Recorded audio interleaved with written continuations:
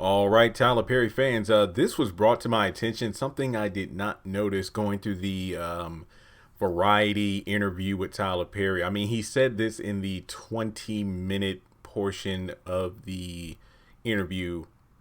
Wait, hang on. It was a 24-minute clip, and he mentioned this at one point in the interview, and I kind of skipped over my head, but I was reading the comment section on wow, sorry, brain fart. I was reading the comment section on my video I did about Tyler Perry has finally hired writers. And just to give you insight, that was not meant to be clickbait. He has indeed confirmed that when it comes to Tyler Perry Studios, Tyler is ready to kind of slow down. I believe he said towards the end of his Viacom contract, which has about 2.5 years left. So theoretically, we're looking at possibly somewhere in 2023 when Tyler's current Viacom deal has ended. That, I mean, I don't know what to make of that. What I mean is, I don't know if Tyler's going to start just looking at another platform or if he'll renew with Viacom or whatever. I do not know. He just said in the interview he has 2.5 years left on his current contract, and after that he's going to try to slow things down. When he said that, it kind of reminded me of what Beyonce said after the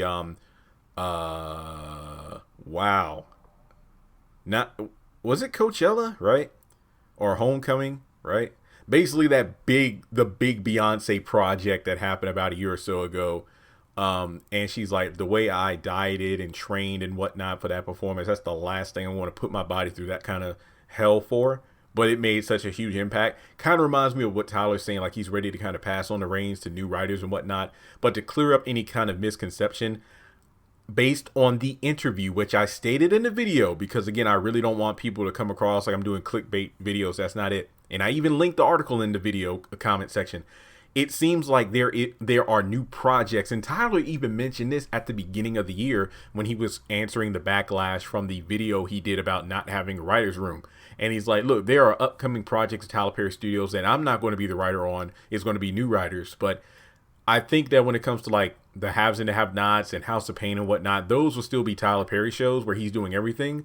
But there are new projects, up and coming movies and shows that he won't be the sole writer on. So that's something to look forward to. But before going further in the video, make sure you take a moment to hit like. Let's try to get to 75 likes.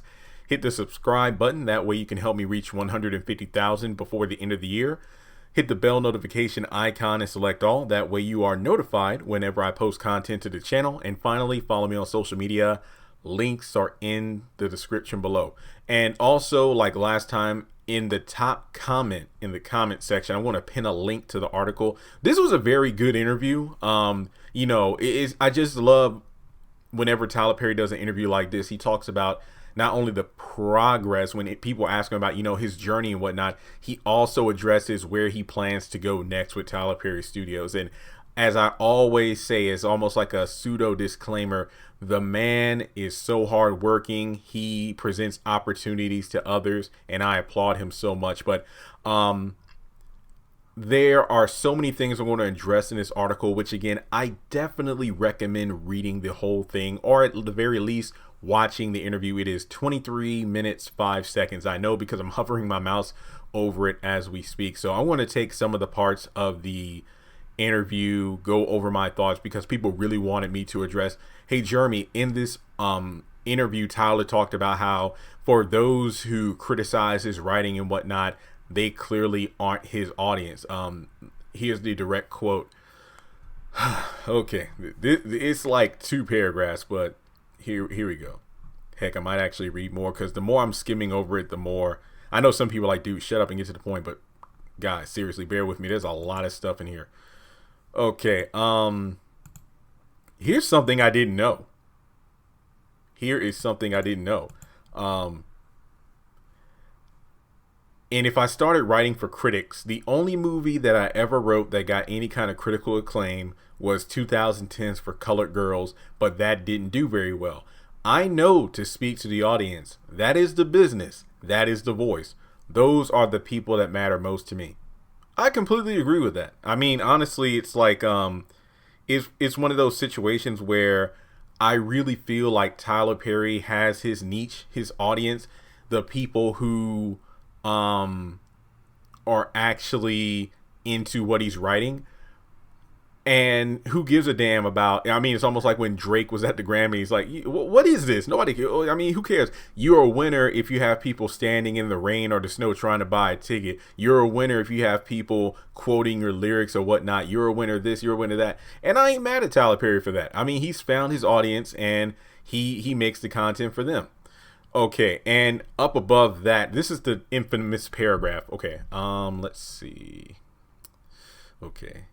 Some skeptics believe his films offer stereotypical or negative depictions of black people.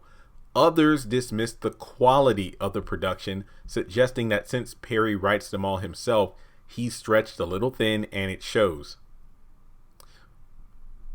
I guess you could say I'm guilty of that because I say that all the time. And a lot of us do here. Okay, here we go. When I hear that kind of stuff, I'm thinking, are y'all looking at the ratings? Do you understand that the audience is in love with this?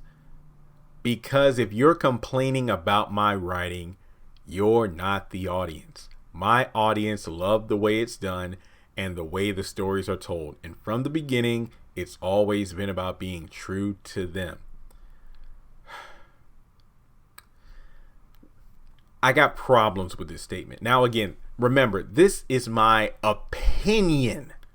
Tyler can say whatever he wants. He was the one who was asked the question and he gave his answer. I am just an outsider looking in.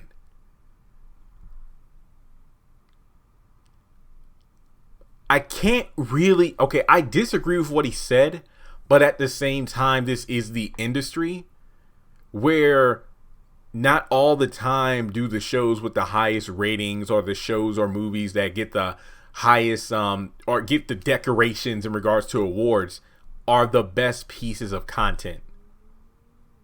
Because there are some shows that should win Emmys or whatnot, or there are some movies that should win Oscars, but they get beat because of a movie that has, you know, such and such behind the camera, even though the movie was garbage.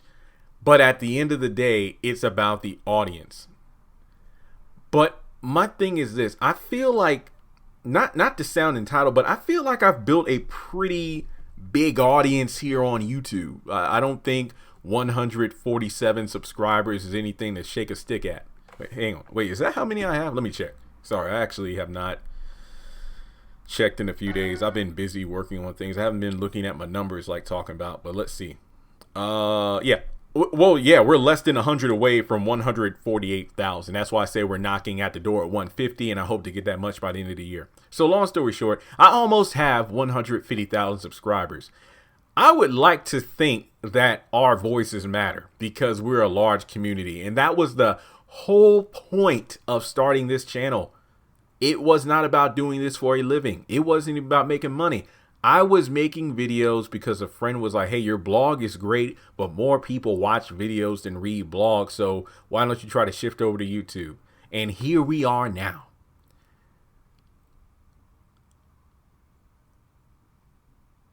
Are y'all looking at the ratings? Yes. Now, I'm not an expert in what contributes to what is deemed a successful program versus what is deemed a failure.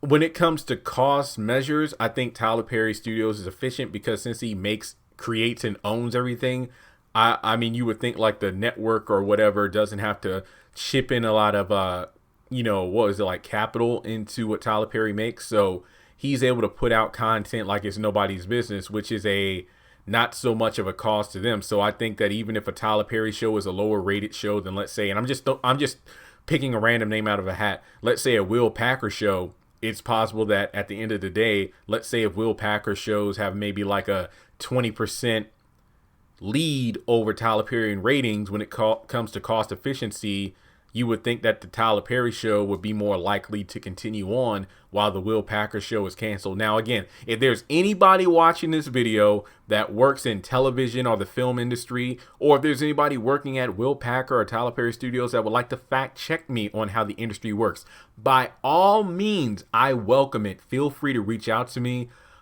in the comments section, or as I mentioned at the beginning of the video, in the description box, there are links to my Twitter, Instagram, LinkedIn, what have you. You can hit me up. We can talk one-on-one about it, because I understand I'm ignorant to a lot of what goes on behind the scenes. So keep that in mind. What I'm talking about here is, and I'm probably going to have this paragraph on the screen for most of this video, and I just need to read it again. When I hear that kind of stuff, oh, hang on, I'm sorry. I need to address the one other thing. Others dismiss the quality of the production, suggesting that since Perry writes them all himself, he stretched a little thin, and it shows. I definitely agree with that. But here's the thing. I think his production is great in regards to like the even though there have been some episodes here and there, various shows where the editing process, where like some scenes seem out of place or whatnot. Like, what was it, a few episodes ago? I think it was like the first time that Veronica started to hit on Samuel when she invited him into the house and he introduced himself. There were a lot of choppy camera angles where it felt like they were jumping back and forth way too quickly. But other than that, I always praise, like, hey, I love the outdoor shots. I love the camera angles, the lighting. I'm always praising that. But here's the thing. The presentation of some food at a restaurant might be banging, but when you take that first bite, it's awful. That's how I feel about a lot of the Viacom products from Tyler Perry. Like, looking back at like the first, let's just say the first 5 episodes of House of Pain, Assisted Living, it was hard to get through because of the fact that you're writing it all yourself. You're trying to hit these deadlines you set for yourself, and it shows. So when he says that, when I hear that kind of stuff, I'm thinking, are y'all looking at the ratings? Here's the thing though. He says, are you looking at the ratings? He did not say, are you looking at the show? When we make these comments about the quality of the show not being great, or the writing itself is a bit fluff in regards to you stretching out the storylines and the repetitive dialogue, we can tell you're doing it by yourself. Tyler Perry did not say, when I hear that kind of thing, I'm thinking, are y'all looking at the shows? He's saying, are you looking at the ratings? And then from that, do you understand that the audience is in love with this? Tyler Perry, where is this audience that says they love it? There are a handful on this channel. When I do a video on assisted living, when I do a video on the haves and the have-nots, when I do a video of House of Pain, there are a few people who say they love the shows. There are rarely comments that straight up say, I just watch it to enjoy it. Y'all just think too much.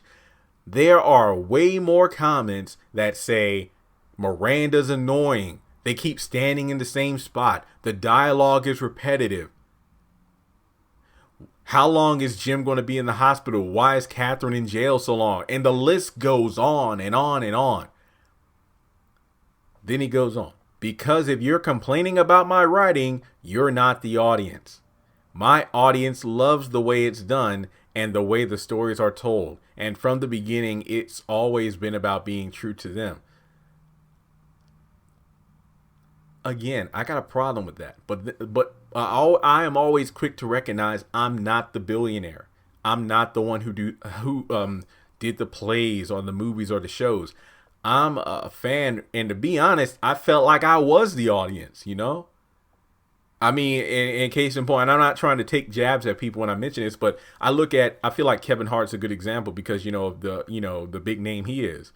When I look at his early stand-ups from like, I'm a grown little man to Let Me Explain, those were like a string of, it's almost like the equivalent of, the Eddie Murphy early films or the Will Smith box office during the summers where he was like he had like a string of just hit after hit after hit.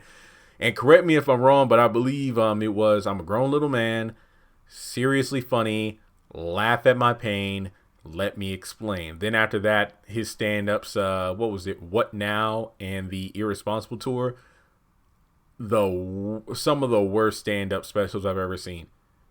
And I'm not saying they are easily the worst Kevin Hart specials, but they are some of the worst stand-up specials I've ever seen. Here's why I bring this up. When you look at Kevin Hart, I say I love Kevin Hart's earlier stuff. When I say that, when you hear people, and my interpretation is, if somebody asks me, what do you think about Kevin Hart? It's like, in the now, Kevin Hart now. Yeah, I think he's all right. Like, what I mean by that is I feel like over time, Kevin Hart got to the point where I don't feel like I'm his target audience anymore. What I mean by that is typically when black people are in the industry, they start off on the chitlin circuit. You know, like they feel more down to earth or on our level, so to speak. Like when they tell jokes or stories or do projects, it's like you can kind of tell they're for the people. It's like, yeah, you know, he's down for the hood, or, you know, he's down for like the middle class black man, you know, that kind of thing. But then when they reach a certain point and cross over, they become more catering to the white audiences, where he's doing movies and all, where it's like, okay, that's really corny compared to him, where he was doing this, like, you know, kind of gritty, raunchy stuff that's hilarious towards black people. It's kind of like with Tyler Perry, you know, where he does these projects where the early Tyler Perry stuff, like on BET Plus, I was watching a couple of the early plays. I'm like, damn, this is why I fell in love with his work, because it was so good. Yeah, you know, there might have been some inconsistencies here and there, but watching a play and the TV show are two different things. I mean, because on the play, you can cut up and get off script and it works. On the show, who cares, you know, because it's just the quality is so good. But looking at Tyler Perry now, I feel like what really gets me is the fact that when he had a lot less to work with than what he does now, the material was gold.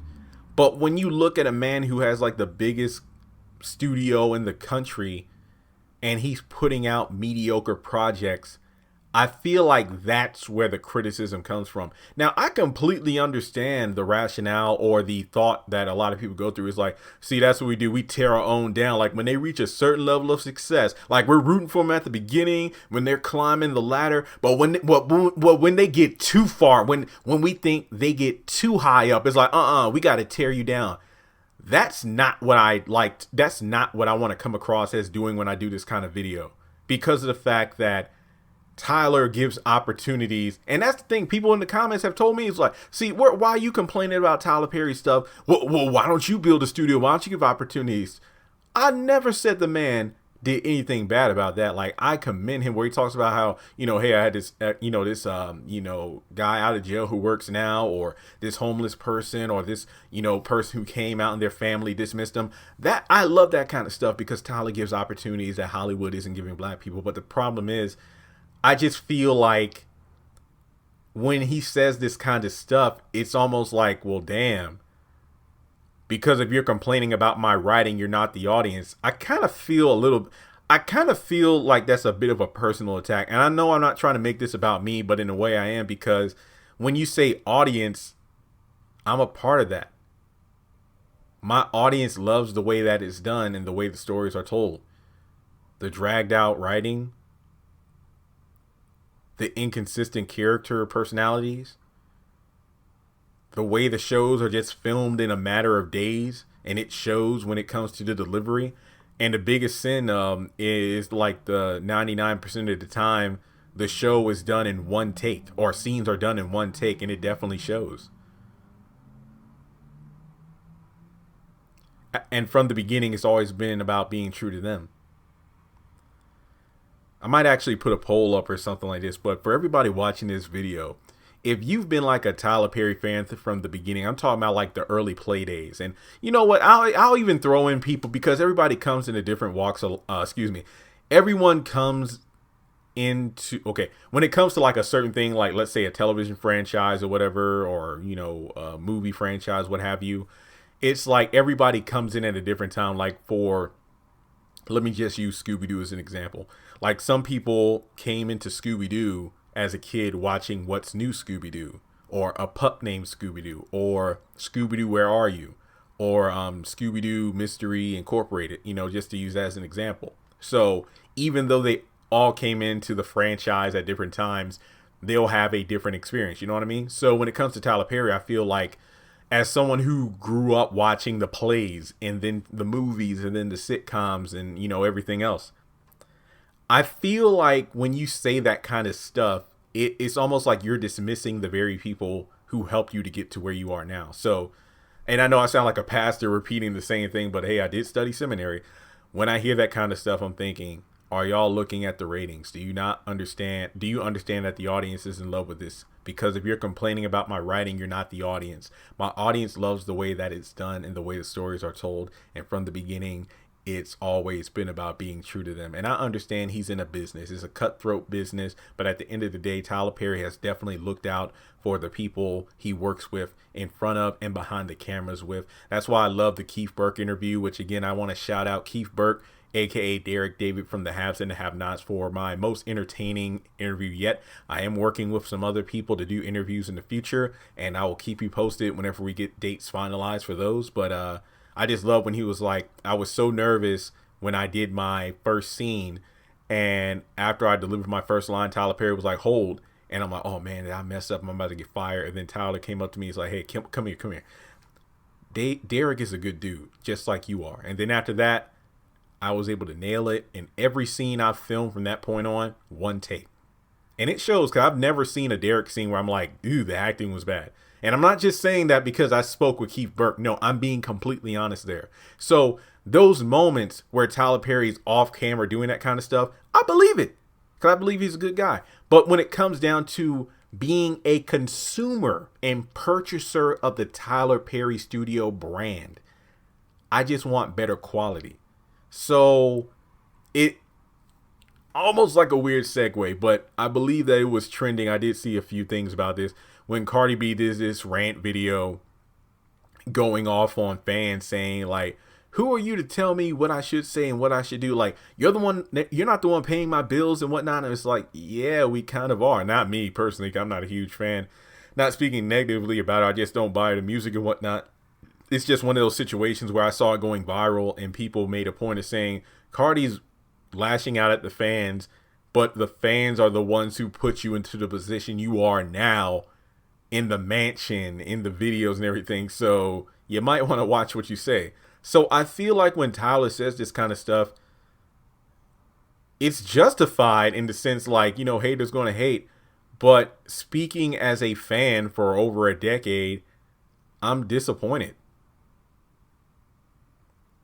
Because like I said, not to make it sound like it's about me, but when the sentence said, others dismissed the quality of the production, suggesting that since Perry writes them all himself, he stretched a little thin, and it shows. I've said that. And I've made a point to make specific examples when I talk about this kind of stuff. My audience loves the way that it's done and the way the stories are told. So when there are dismissive statements like this, it's almost like I don't matter. I've dedicated over 3 years doing this YouTube channel. I spent an additional 2+ years doing the blog before I even did YouTube. The Twitter page, the Instagram page, the Facebook group, the Facebook page, because I only had one of those at the beginning. Now I have almost over, if I'm not mistaken, 10 Facebook groups. And now I have my own, Instagram page, Have and Have Nots, which is knocking on the door 25,000 followers. So yeah, I'm glad somebody brought this to my attention, but then again, I'm also hurt because I almost feel like it's a slap in the face to people like me. My job over 3 years has been reviewing Tyler Perry content, the good, the bad, the ugly. And that's the one thing I pride this channel on. I'm not up here just ripping things apart, which could be a possible reason why my channel hasn't been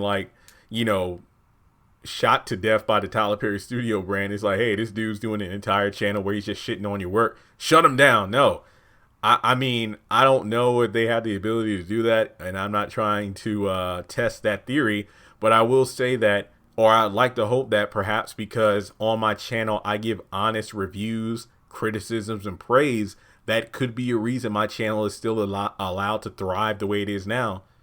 And if that's the case, hey, Tyler Perry Studios, thank you. But I just feel like, and I'm not trying to tell him what to do, because again, he's done it his way, and look where he is now. There are other Tyler Perrys out there who aren't Tyler Perry, who aren't black, who do what they want, cater to a certain audience, because perhaps there are more people like me who started out during the early Tyler Perry days as a fan, but then as time went on, you just notice that the show felt off or his products felt off. Like, I completely understand. I've said this during my early videos covering his Viacom shows. The thing I like about what Tyler Perry is doing now, I feel like he has a lot of content for everyone, like Young Dylan for the kids, Sisters for the ladies, Bruh for the males, House of Pain for the kind of like the OG audience, the Oval for drama fans, and Ruthless for just a whole nother brand of crazy, but that is his best show right now. So I feel like his Twitter page, his Facebook comment, they must be different than mine, because when I look at the comment section on social media, not even my own, I'm seeing far more negativity than praise when it came to the return of House of Pain or the debut of Assisted Living and the current season of the Haves and Have-Nots. So I guess the biggest question is, am I still part of Tyler Perry's audience? And my answer is, I honestly don't know. I don't know. I've never thought I'd say this in my life, but I said this several times in 2020. The haves and the have-nots, I think I'm ready for it to end. I think it's past its prime. The quality has taken such a heavy dip that I'm seeing far more people agreeing that the show needs to end. More people saying that if Loving You is wrong, like, y'all ended that show to continue on the haves and the have-nots the way it is now. I think the haves and the have-nots is a prime example of a more recent show that started several years ago, and it had a fan base. So for the fans who helped the haves and the have-nots reach and stay as the #1 scripted show on the own network, for the fans who watched since season 1 who are now complaining about, and I quote the same thing, suggesting that since Perry writes everything himself, he stretched a little thin in the shows. So for the fans who watched since episode 1, who are making those damn right accurate statements now, is Tyler Perry saying that we're no longer that audience, the audience that made that show #1. That's it. I want to stop here because I feel like I can go on for another 30 minutes, and I don't want to do that because it's Sunday and I don't want to be super negative. It's rainy outside, so it's already depressing enough, but just ask yourself the questions. Do you think you're a part of Tyler Perry's audience anymore? Do you feel like you have a place in his product? What I mean by that is, when he puts out a new show, movie, or whatever, do you feel like your contribution matters? I feel like this statement is a spit in the face of everyone who's been supporting him for all these years. It's like, basically, if you criticize anything, you're pretty much dismissed because of the fact that the ratings are still good. So all the time, money, blood, sweat, and tears I invested doing this for a living, not to mention my mom who worked, bought DVDs, or your parents who scraped together some change after saving for so long to go see a play. Because we don't like how the current season of House of Pain is being produced and written.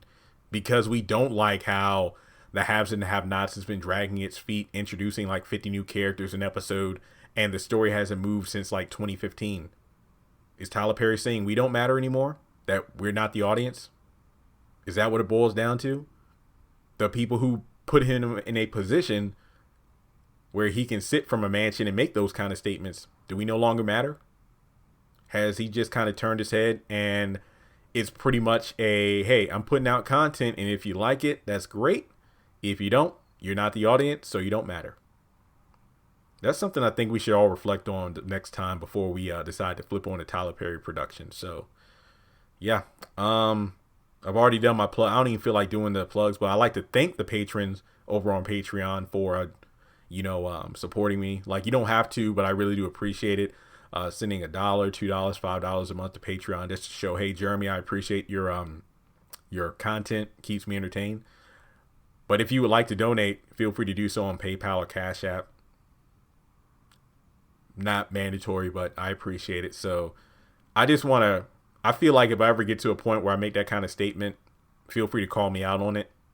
Just say, because I've had people, what was it, last year? I think it was last year, if I'm not mistaken.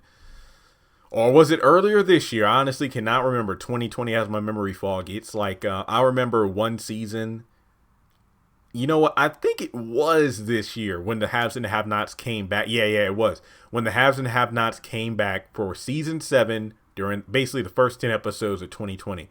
I had people personally email me. I've had people inbox me on Instagram and whatnot, or even in the comments section on the YouTube videos I would do where I would review it. People literally said, hey, I've been a long time subscriber and I'm unsubscribing because you used to be so energetic, so fun, but now it's all negativity.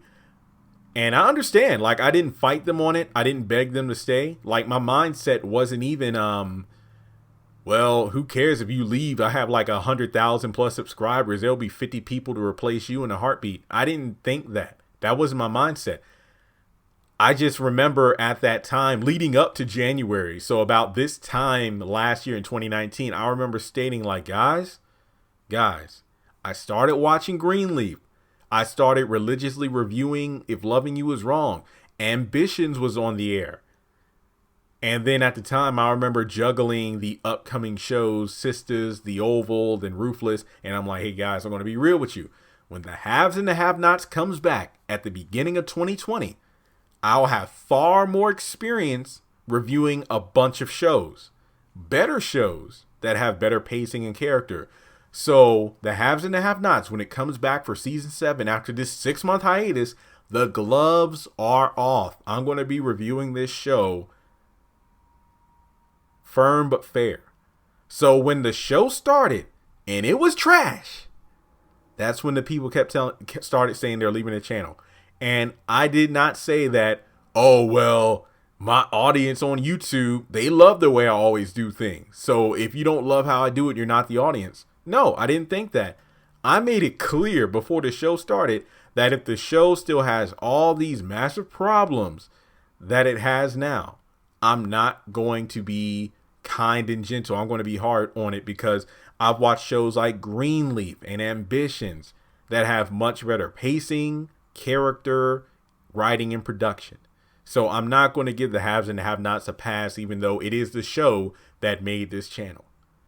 So that's all I got to say for this video. I appreciate it if you made it this long into it. I like I said before, I definitely suggest reading the full article and watching the full interview. It really is good. But yeah, these kind of statements make me think twice about, you know, what role I play in the Tyler Perry brand, because at this point it almost feels like I'm even less than the number.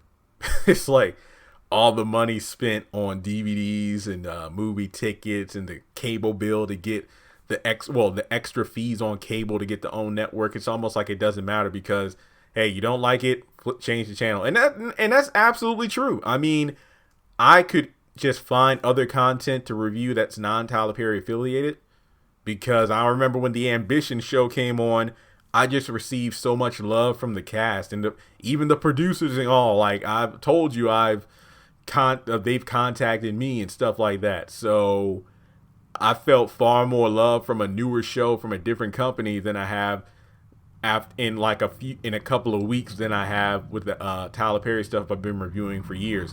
But I will say, like, the newer Tyler Perry shows, I've been getting some, you know, decent conversations from people, which is great. But thanks so much for tuning in. Yeah, this video, oh my God. Whew. Heavy stuff, man. Take care.